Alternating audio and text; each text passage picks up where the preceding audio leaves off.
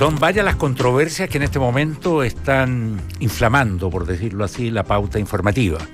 La más importante, probablemente la que tiene más rating en estos momentos, es la controversia relativa al dictamen, al fallo que deberíamos conocer en las próximas semanas del Tribunal Constitucional sobre un artículo específico de la Ley de Educación Superior. Artículo que, por lo que ha trascendido, digamos, favorecería a aquellas instituciones que, teniendo fines de lucro, pueden ser socias de proyectos universitarios, socias de universidades que, según nuestra legislación desde el año 1981, las universidades no pueden tener fines de lucro. Es raro esta asimetría que se generaría, digamos, en que los socios sí pueden tener fines de lucro, pero las instituciones no pueden tener fines de lucro. Bueno, esa es una de las tantas controversias de las cuales queremos hablar en esta edición de Terapia Chilensis con Eliana Rosas y Andrés Benítez. Bienvenidos al programa, Eliana, Andrés. ¿Cómo estás? Muy buenas tardes. ¿Puedo hacer una precisión? Sí, toda la que tú quieras. Desde el año 81 no está prohibido que una institución con fines de lucro controle una universidad que por definición es una institución con fines de lucro controle una sin fines de lucro. No, claro, eso no está prohibido. Lo que intentaba este artículo es cambiar una situación. O sea, no es que se estuviera estableciendo ahora algo, siempre el sistema universitario. Ahora, pero queda raro. Queda raro en su origen, porque uno se podría preguntar para qué una institución que tiene fines de lucro tiene otra sin fines de lucro. Claro, no se asocia a un proyecto que no tiene fines de lucro. Sí, pero no es único. Es especial, pero perfectamente podría suceder que una empresa o algo decidiera tener una institución sin fines de lucro, porque a lo mejor ahí no está el core de lo que él hace, no es por donde quiere ganar las plata.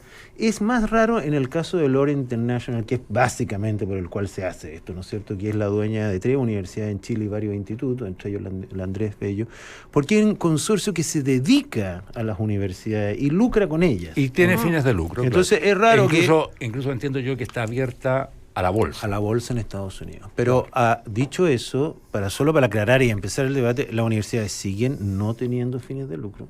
Simplemente lo que se ha debatido es si el controlador de ellas puede o no tenerlo. No cambia la esencia de la universidad. De la labor universitaria. No cambia. Ya, entonces, a Andrés esto le parece lo más natural del mundo, a mí me parece raro. ¿A ti qué te parece, Eliana? A ver, mira, a mí por lo pronto yo estoy un poco expectante con la argumentación del tribunal. No conocemos la sentencia. No la conocemos y aparentemente por los plazos que el tribunal tiene se va a tardar como un mes, ¿no?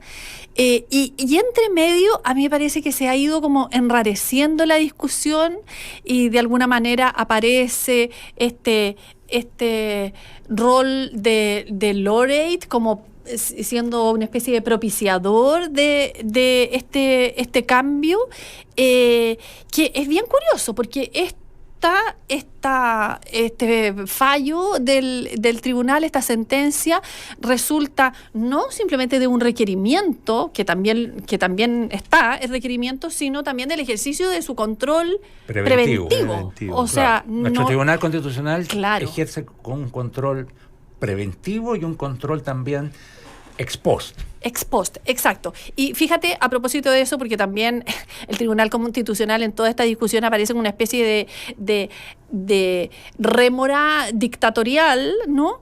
Y eso ya es curioso porque fue creado bajo el gobierno de Frei Montalva, el Tribunal Constitucional, y disuelto de alguna manera durante la dictadura. Entonces, aprehensión que existe respecto del tribunal ya es curiosa. Pero respecto de eso que tú dices, yo revisé las cifras de los asuntos que ha tenido que ver el Tribunal Constitucional en el último año, y hay 24 casos tan solo en los cuales ha ejercido el control preventivo. Hay 24 proyectos que le han sido sometidos en esa calidad y 897 requerimientos de inaplicabilidad por inconstitucionalidad, que era algo que antes veía la Corte Suprema, ¿no? Entonces, por lo que toca al tribunal, que es una cosa que a mí me sorprende cómo ha derivado la discusión, creo que es interesante plantear eso. Ahora, a mí me gustaría mucho, me interesa mucho ver la argumentación, porque lo que sabemos hasta ahora es lo que parece haberse filtrado, que haya una argumentación que se relaciona con la libertad de enseñanza, con la libertad de asociación y con esta idea de que había aparentemente en el artículo transitorio una aplicación retroactiva. Pero Eliana, tomando tus mismos datos de la actividad, que reflejan la actividad del Tribunal Constitucional, 800 casos 24, a mí me sorprende mucho, más allá de este proyecto, porque la polémica es también la funcionalidad o la pertinencia de tener un tribunal constitucional. Incluso me sorprendió mucho el comentario de la presidenta a través de Twitter, que dijo: el Tribunal Constitucional ha desoído al Parlamento. Bueno, la función del Tribunal Constitucional es esa, no es escuchar un Parlamento ni nada. Dijo algo peor, dijo a la mayoría. Bueno, es que si fuera minoría no habría proyecto, y si es mayoría es ahí cuando un Tribunal Constitucional actúa, ¿no? Por esencia, el Tribunal Constitucional es un mecanismo contramayoritario. Por supuesto, porque si no, claro, ¿quién va a recurrir a un proyecto? Si fuera pro-mayoritario, digamos, no tendría ningún sentido. Y mecanismos contramayoritarios en nuestra institucionalidad y en general en la institucionalidad democrática moderna, hay muchos. Están los bancos centrales, están la superintendencia, están los tribunales electorales, están las cortes fiscalizadoras, en fin, todos esos son mecanismos contramayoritarios, porque si no es Corea del Norte, si no es Cuba, digamos, donde no existe ninguno de estos mecanismos contramayoritarios y obviamente se impone las mayorías absolutas. Ahora, yo tengo una observación que va... A mí me interesa este caso, bueno, aparte porque, bueno, yo trabajé en la parte de educación y este fue un tema que ha estado siempre presente. Yo nunca he tenido una opinión de satanizar el lucro en la educación. Sí creo que es muy difícil tener una universidad de calidad que lucre, porque las universidades en general no tienen plata. En Estados Unidos se financian con donaciones, en Europa con el aporte del Estado, por lo tanto, me parece raro que alguien además lucre, pero no digo, y si yo miro estas universidades que hoy están cuestionadas, no me parecen malas universidades, me parecen que han seguido avanzando, que cumplen un rol dentro de la sociedad y por lo tanto, pero evidentemente a mí me da la impresión de que el factor político que había detrás de acá es satanizar el lucro. Es decir, la palabra lucro se convirtió en algo tan malo que en el fondo se fueron aguas para arriba y dijeron: no basta que la universidad no tenga fines de lucro, es que los controladores, etcétera, etcétera, Andrés, etcétera. Estoy absolutamente de acuerdo contigo, comparto esa percepción tuya, pero también me parece raro que en este sector, en el de la educación superior, se haya generado mucha riqueza, pero muchísima riqueza, y que se haya generado, no obstante que la ley del año 81 decía que las universidades eran instituciones sin fines de lucro. Entonces, entendámonos. Mira, a lo que voy yo es lo siguiente, que me parece que con esta resolución del Tribunal Constitucional, más el cambio de reglamento que hizo, de protocolo que hizo el gobierno de Piñera, ya no sobre la ley, la aplicabilidad de la objeción de conciencia de la ley de las 3 causales de aborto, ¿no es cierto? Como que se cae muchos principios ideológicos del gobierno de Bachelet. O sea, 2 medidas dejan fuera de combate 2 banderas de ella. Uno, el lucro, y la otra, ¿por qué me refiero a la objeción de conciencia? Porque establecía la ley que era un derecho tener una objeción de conciencia colectiva, porque se discutió eso, ¿no es cierto? Porque la institucional, claro. O sea, se aceptó que un hospital, una clínica, como esto lo peleó mucho la Católica, después el gobierno, no contento con eso, les dijo: pero los vamos a castigar. Y entonces no pueden tener convenios de salud. ¿Y qué hace el gobierno? No, sí pueden. Y les dice, no, pues una cosa es que yo objeto. Y entonces, con eso también se cae una suerte de... Se cae el castigo. Pero eso es ideológico nuevamente, ¿no? Entonces te castigo por no pensar como piensas como yo. No es gratis no pensar como pienso yo. Y fíjate que en estas 2 semanas se cayó la mitad de la ideología de Bachelet. Al menos administrativamente. Ahora uno puede discutir si el lucro existe, pero se cayó algo que se intentó hacer.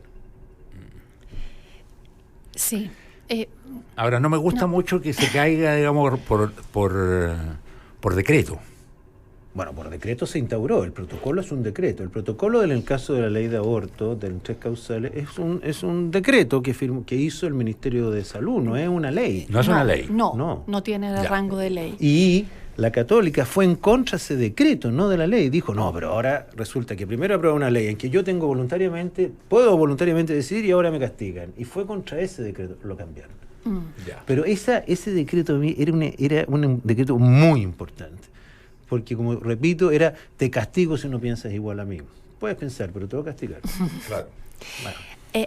Yo, siguiendo lo que plantea André y haciendo previamente el disclosure, como se dice ahora con tanta elegancia, de que yo soy profesora en la Universidad Católica, a mí lo que me llama la atención es el diverso rol que en estas 2 discusiones tiene, antitético rol casi, que tienen los recursos, el dinero, definitiva, ¿no? Porque en el caso de la objeción de conciencia, y yo creo que hay algo cultural aquí, parece seguirse la argumentación que en la medida en que se reciben unos ciertos dineros por parte del Estado para hacer prestaciones de salud en el ámbito de la maternidad y de la maternidad fundamentalmente, entonces la conciencia tiene que retraerse, ¿no? En razón de que se ha seguido hacer. O si la ejerce te va a salir más caro. De alguna manera. Claro, te va a salir más caro. Oye, perdón, sí. Es lo mismo en la universidad, ¿eh? Recuerda, si tú no eres una universidad pública y eres privado, una cosa mala, no tienes tampoco derecho a recibir ni un recurso del Estado. O sea, los recursos del Estado fueron usados como moneda de cambio para hacer algo, ¿no es cierto? Ideológicamente. Sí, pero de alguna manera eso que en el ámbito, me parece ver a mí, tal vez me equivoco, pero en el ámbito del aborto, de alguna manera ese rol como limitativo que tiene el dinero,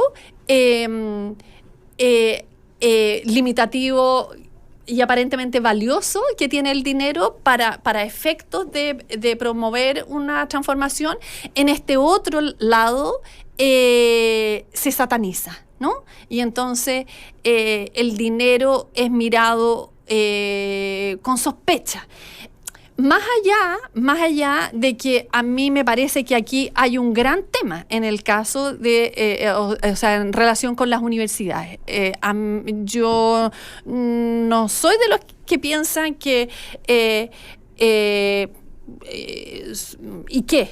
El lucro en las universidades. Me parece que ahí hay mucha tela que cortar, que no es simplemente una cuestión ideológica, y que esto tiene que ver con el ser de la universidad, que es el reservar las universidades para como decía Carlos Peña hoy día, el ejercicio de la racionalidad, pero por otro lado, el de la racionalidad y no el de la utilidad, pero por otro lado, no puedo menos que caer en la cuenta que las universidades vienen por motivos de sobrevivencia hace mucho rato y de financiamiento,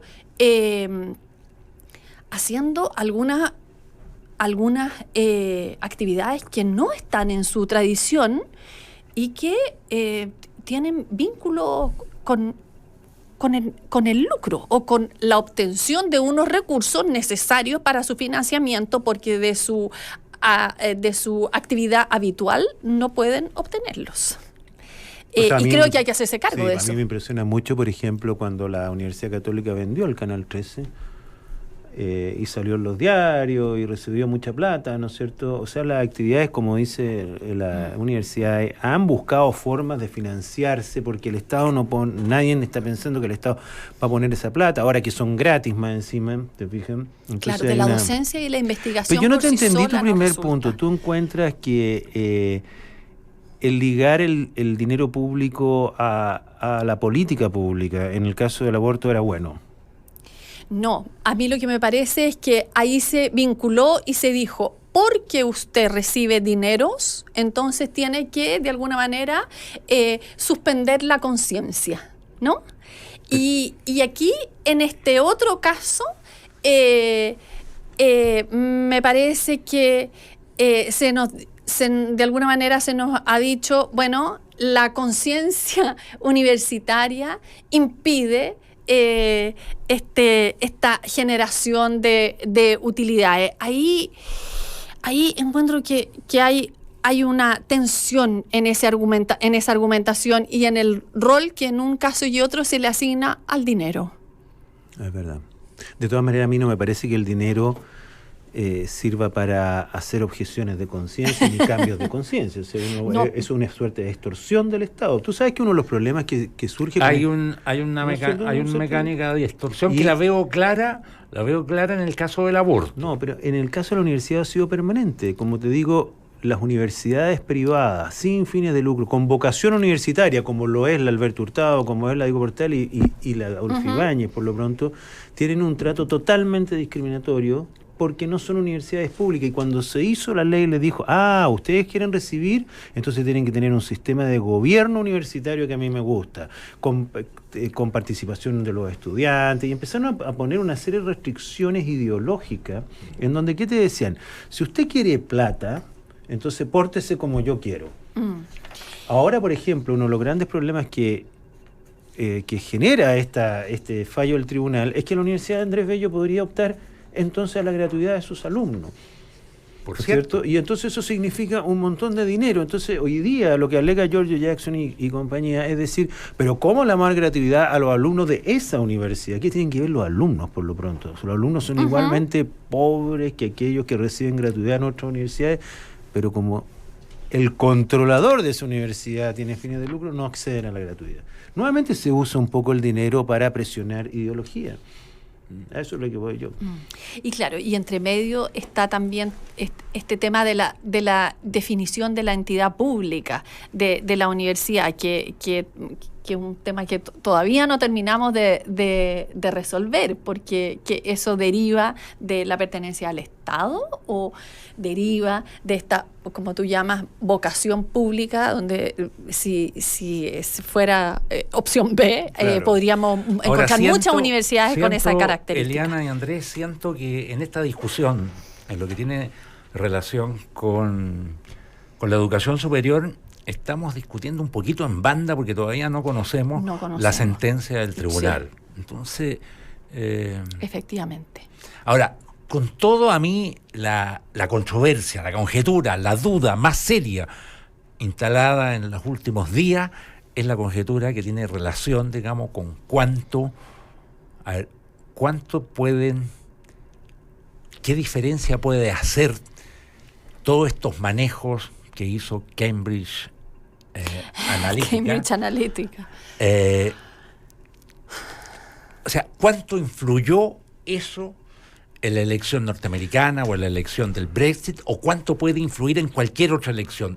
Ese tipo de publicidad, es verdad, digamos, que somos seres, digamos, como ratas de laboratorio, digamos, ¿no? Que si se accionan, si dan con los perfiles exactos de nosotros como electores y nos bombardean en la parte que somos más vulnerables, nosotros podemos o no podemos cambiar nuestras decisiones. Es una duda, digamos, que todavía nadie ha podido probar, digamos, ni en un lado ni para el otro, digamos, ¿no? Sí. Pero puede ser y es un tema encuentro yo fascinante. No, antes de entrar a eso quería cerrar el tema anterior con lo siguiente. No sé si estamos frente a la chispa que podría provocar un nuevo movimiento estudiantil. Porque esto es inesperado, ¿no es cierto? Y ha creado ayer en Sin el duda, Chile, sin duda. Y capaz, fíjate que esto que estaba tan tranquilo, esto sea la gasolina que necesitaba el movimiento para rearmarse. Para rearticularse, claro. Y esto podría ser un gran problema político. Claro. Inesperado, porque Piñera no pidió esto, como tú dices, nadie lo pidió revisar, simplemente fue una acción preventiva. Y en ese sentido es importante lo que haga el gobierno de Piñera. O, si no se reactiva, quiere decir que el movimiento estudiantil está muerto. Y que nunca va a ser un problema, porque si no es esto, no hay nada más. Acá está la esencia por lo cual los tipos supuestamente pelean, los estudiantes, y entonces queda esa duda antes de cambiar de tema. Si esto tiene implicancia política de verdad. Lo otro es lucubración, si es legal o no legal, ya eso es otra cosa. Los dirigentes estudiantiles, por lo pronto, hoy día, muchos de ellos ya han dicho que sí, ¿no? Que se van a Pero no sé si son capaces de movilizar. Claro. Es una bonita, un bonito gallito, ¿no? Sin duda. De decir, una prueba de fuerza. De repente hay cosas, recuerda que el primer movimiento estudiantil surge porque porque el pasaje escolar no funcionaba, el carnet universitario no funcionaba los sábados y domingos.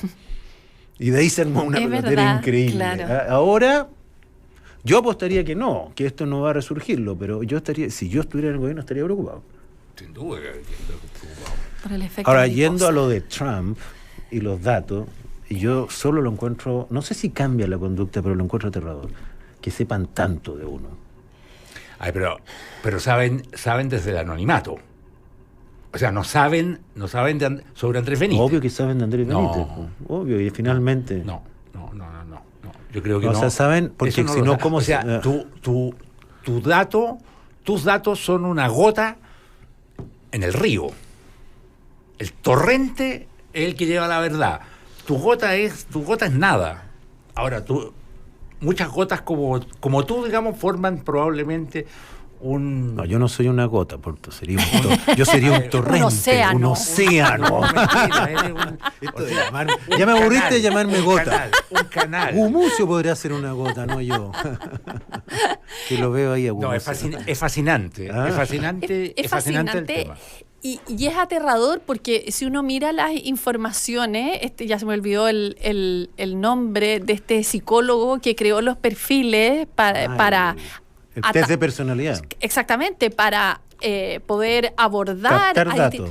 Claro, son miles de perfiles diversos, con lo cual deja de orientarse a un público genérico, sino más bien bastante identificado y cuidadosamente, claro, segmentado. Muy segmentado. Ya, pero la gran duda es si una persona expuesta a los mensajes que te envían a ti, porque tú perteneces a ese perfil, esa vulnerabilidad tuya frente a la manipulación. Sí. Bueno, dicen te hace vulnerable, cambia tus decisiones. Dicen que está aprobado, lo usó Obama primero. Está aprobado. No, bueno, pero los tipos que defienden esto... Te voy a decir más un dato. Aparentemente algo pasa porque hoy día el jefe de la SECOM, ¿no? Que el hijo Jorge Selume, se llama Jorge Selume, ¿no? Sí. Este tipo se dedica a esto. No digo que haga ilegalidades, pero a la Big Data. A la Big Data, ¿no es cierto? Pero es básicamente a cómo manejar audiencias, ¿no es cierto? En grandes números. O sea, esto está instalado... Ya, pero el arte de la segmentación es un arte que el marketing viene desarrollando hace mucho tiempo. Sí, No, estamos hablando de estas nuevas cosas que están apareciendo. Claro. Que le podemos poner el nombre que queramos, pero es lo nuevo, ¿no es cierto? Y entonces ellos van, ¿no es cierto?, moviendo audiencias, cautivando audiencias. Ponte, el otro día uno me dijo... Alguien me decía, mira, el Felipe Cast, cada vez que hablaba, antes en campaña... Todos sus seguidores de Facebook y Twitter lo odiaban. Entonces lo cambiamos de tribu. ¿Cómo es eso? Sí, lo movimos de una tribu en este ciberespacio a otra. De manera que cuando hablaba Felipe, todos lo querían. Entonces hacen esas cosas rarísimas, te mueven despacio, ¿te fijas? Porque claro, Felipe probablemente tenía esta onda liberal, que mucha gente lo seguía, y después cuando decía que él en realidad estaba en contra del aborto, lo odiaban. Entonces lo movieron a otro espacio. Entonces debe servir para algo, ¿no? Yo creo que por otro lado, la gran diferencia que hay, que es lo fascinante y lo aterrador, es que, claro, tú dices, el marketing viene haciendo esto hace mucho tiempo, y es verdad, pero sabemos que es marketing, ¿no? Y cuando la tele o la prensa vende audiencia, porque eso hace, vende audiencia, la vende a unos avisadores, y nosotros sabemos cuándo hablan los avisadores y podemos distinguir, ¿no? Cuándo habla el medio, cuándo habla el avisador, y entonces nos ponemos en posición distinta para recibir ese mensaje. Aquí eso no ocurre, porque no sabemos si eso es marketing o es información o qué. Y por otro lado, yo creo que las posibilidades, yo no soy nada informática, pero las posibilidades de que uno se aísle en un tipo de información sean mayores por las características que tiene esto, por los famosos algoritmos. Oye, y termines cediendo el poder de tu conciencia.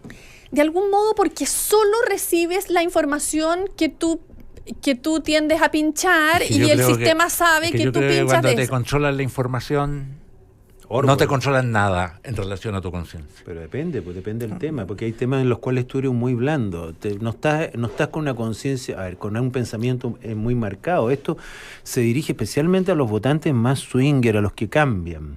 ¿Te fijas? No al tipo que yo siempre iba a votar por Trump. Ese gallo no lo da vuelta con nada, pero ponte esto que ellos hacían en los barrios, y te ubicaban a ti en tu barrio y te decían, ¿tú sabes que tú eres el único de tu edificio que no vota por Trump? Tú empezabas a mirar y decías, yo no quiero ser tan raro. Claro, y no es solo la conciencia, sino la información. Si tú solo recibes información de que Barack Obama no es norteamericano, tú dices, no es norteamericano, simplemente porque no te expones a las versiones que contradicen eso y a las pruebas que contradicen eso, y entonces terminas dándole calidad de realidad a lo que no es, la famosa fake news. Pero convengan ustedes que este tema, digamos, es el mejor caldo de cultivo para la imaginación paranoica. Es una novela. Sí, tú estás preocupado, Héctor, que tenés que empezar a cambiar así de a poco. Totalmente. Uno ve Black Mirror así como serie un poco de terror, ¿no? Sí. Y en realidad... Y que está muy bien hecha y que es perturbador lo que plantea. Totalmente perturbador. Y Cambridge Analytica es un capítulo de Black Mirror. Sí, pero yo creo que Cambridge Analytica se está sobrevendiendo. Está diciendo que fue decisiva en algunos estados, y fue precisamente en estados, digamos, que tradicionalmente eran demócratas, digamos, y donde Madame Clinton, simplemente porque tradicionalmente eran demócratas, simplemente no hizo campaña. Entonces, los perdió, pero ¿los perdió por Cambridge Analytica o los perdió porque la señora Clinton fue una floja? No me queda claro. Es como dice Wiley, igual que el dopaje. ¿Habría ganado sin dopaje o no? Bueno, siempre queda la duda. Desconéctate con Banchile Inversiones. Monitorea tus inversiones cuando y donde quieras a través de la aplicación Mi Inversión. Banchile Inversiones, soluciones digitales para optimizar tu tiempo. No se vaya de la sintonía de Radio Duna, porque a continuación viene información privilegiada al cierre, con la palabra final sobre cómo cerraron hoy día los mercados, y luego sintonía crónica con Bárbara Espejo y Gonzalo Pavón. Muchas gracias, Eliana Rosas, muchas gracias, Andrés Benítez. Nos encontramos mañana jueves aquí en Terapia en Silencio, y vamos a hacer mañana jueves el programa de fin de semana. Que tengan muy buenas noches. Buenas noches. Adiós.